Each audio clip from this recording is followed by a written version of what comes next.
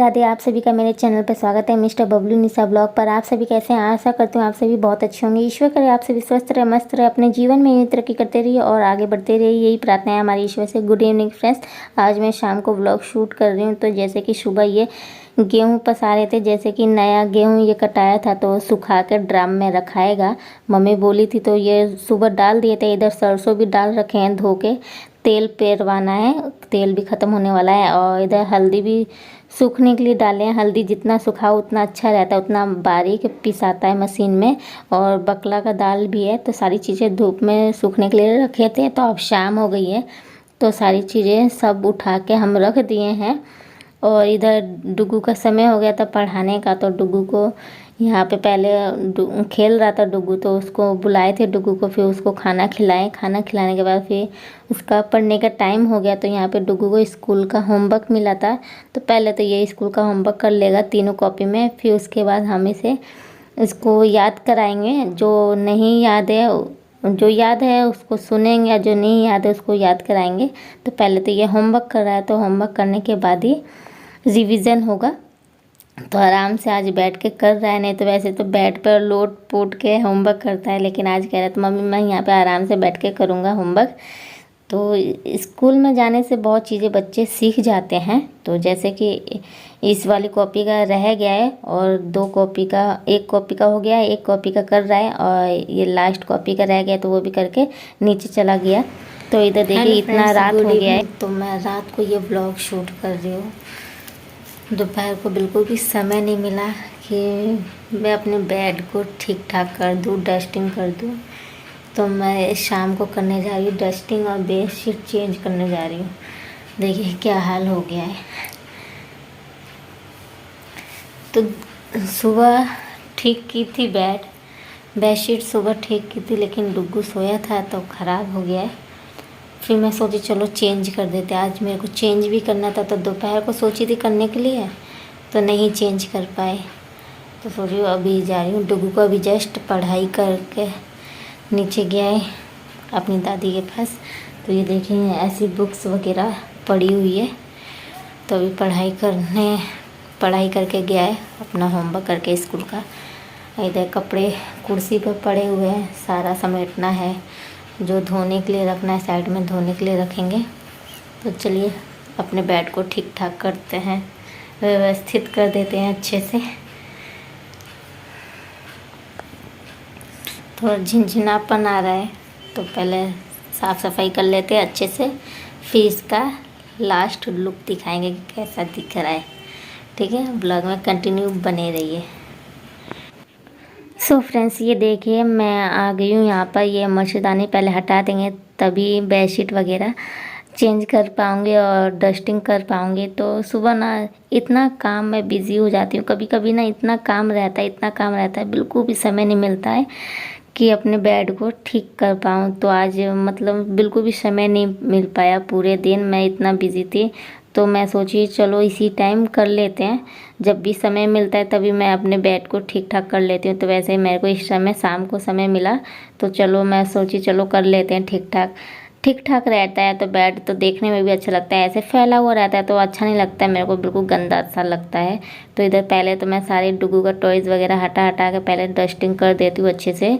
धूल लग जाती है ना, चिपक जाती है तो अजीब से देखने में लगता है। तो पहले हटा के सारी चीज़ें यहाँ पे साफ़ कर दूँगी।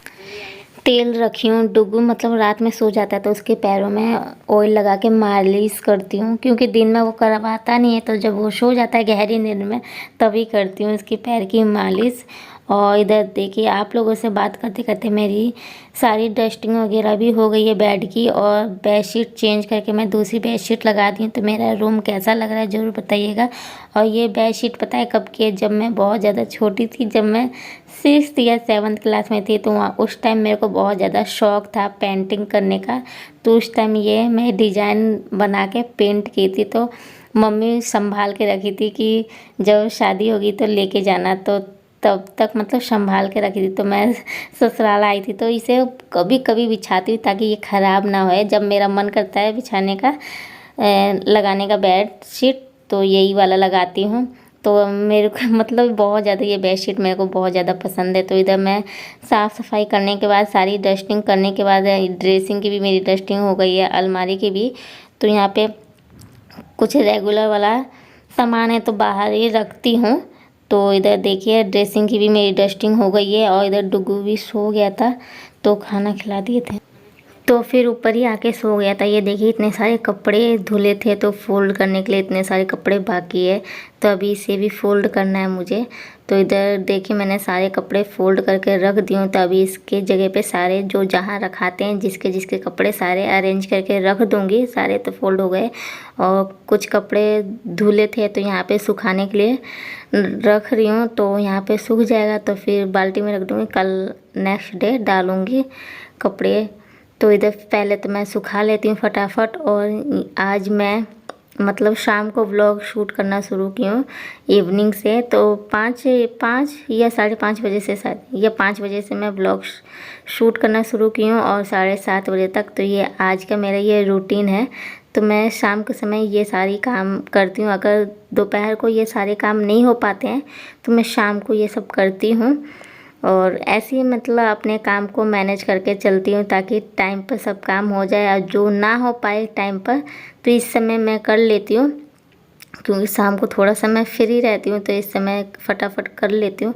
और ये कपड़े सुखाने के बाद बाल्टी में मैं सारे रख दे रही हूँ निकाल के, और उसी के साथ साथ मैं जब कपड़े धोती हूँ तभी मशीन को भी अच्छे से साफ़ कर लेती हूँ पानी से। ऐसे छोड़ने से ना जम जाता है गंदगी तो अच्छा नहीं लगता है, तो तुरंत साफ़ कर दो तो मशीन भी साफ़ हो जाती है, वॉशिंग मशीन।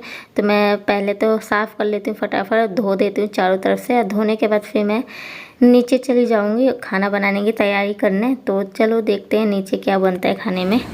सो फ्रेंड्स, ये नेक्स्ट डे तो मैं नहा धो के रेडी हो गई हूँ, पूजा भी मेरा हो चुका है। तो चाय पी लिए हैं, और चाय पीने के बाद मेरा खाना वाला मैं बनाई हूँ खाने में दाल चावल तिरोई की सब्जी रोटी, सिंपल सा खाना। और पापा जी के लिए भी सिंपल सा बना है अरवा भात जो पेट के लिए नुकसान नहीं करता है, और दाल।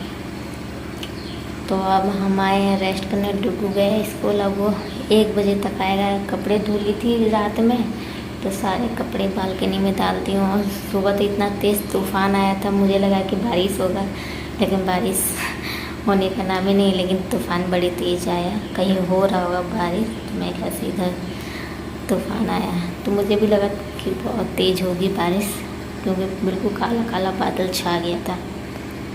चलिए थोड़ा सा रेस्ट कर लेते हैं।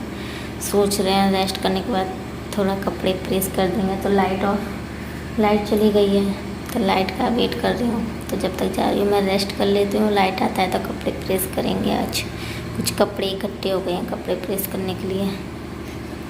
तो आप सभी व्लॉग में कंटिन्यू बने रहिए। सो फ्रेंड्स, ये मैं सीधा आपको शाम को मिल रही हूँ। तो सारे कपड़े मेरे सूख चुके हैं, तो अब हम उठा लेंगे, क्योंकि ज़्यादा धूप लगने से कलर जाएंगे। कपड़े भी उतार लेंगे, कपड़े तो सूख गए होंगे। शाम को ही डाली थी जब धूप चला गया था, क्योंकि धूप कड़क वाली धूप निकलती है तो कपड़े का कलर उदास हो जाता है, तो इसलिए थोड़ा धूप निकल जाता है तब डालते हैं, क्योंकि सूखने में टाइम नहीं लगता है इसी वजह से। तो चलिए कंटिन्यू ब्लॉग में बने रहिए आप सभी। ज़्यादा मेरे को गर्मी लग रही थी तो मैं साड़ी चेंज कर दी हूँ, तो मैक्सी डाल रही हूँ। तो अगर जब भी मैं साड़ी पहनती हूँ अगर मेरे को गर्मी लगती है तो मैं चेंज करके मैक्सी डालती हूँ। तो इधर डुग्गू इधर से उधर आ रहा है जा रहा है। सो फ्रेंड्स, ये 2 दिन का व्लॉग मिलकर ये व्लॉग ऐड की हूँ, क्योंकि व्लॉग शूट करने का बिल्कुल भी समय नहीं मिला। इतना काम हो जा रहा है ना, बिल्कुल भी मैं भूल जा रही हूँ काम के चलते कि व्लॉग भी शूट करना है। तो ये 2 दिन का व्लॉग है। और जैसे कि कपड़े वगैरह मैं चेंज करके नीचे आ गई थी खाना बनाने की तैयारी करने। तो पापा जी लेके आए थे घेवड़े की सब्ज़ी, तो मैं छिल रही हूँ फटाफट। तो अब खाना बनेगा शाम का डिनर। तो नेक्स्ट ब्लॉग में मिलेंगे। Bye bye. पसंद आया तो लाइक शेयर ज़रूर कीजिएगा।